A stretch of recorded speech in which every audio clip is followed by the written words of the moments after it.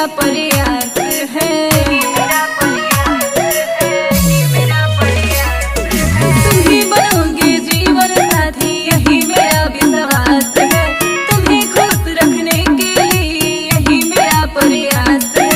अपने गोद में तुम्हें सुलाकर हाथों से खिलाएंगे। हैप्पी न्यू ईयर को मिलने आना, बलिया तुम्हें घुमाएंगे। हैप्पी न्यू ईयर को मिलने आना, बलिया तुम्हें घुमाएंगे।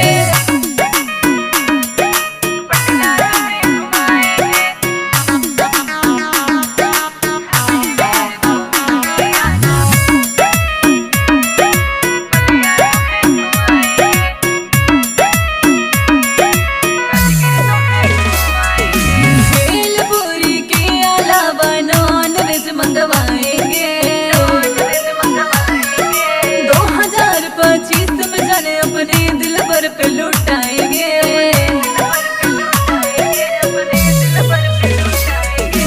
भेलपुरी के अलावा नॉन वेज मंगवाएंगे। 2025 में जाने अपने दिल पर पे लुटाएंगे। उपेंद्र और विक्रम दिव्या को भी साथ में लेकर जाएंगे। हैप्पी न्यू ईयर को मिलने आना, राजगीर तुम्हें घुमाएंगे। हैप्पी न्यू ईयर को मिलने आना, राजगीर तुम्हें घुमाएंगे। नया साल में नया नंबर अपडेट करवाएंगे।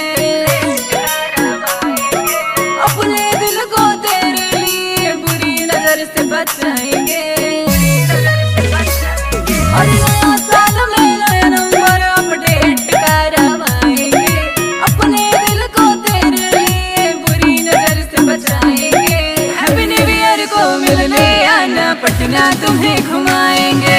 हैप्पी न्यू ईयर को मिलने आना, पटना तुम्हें घुमाएंगे। आओगे न जानू तुम, आओगे न जानू तुम, आओगे न जानू तुम।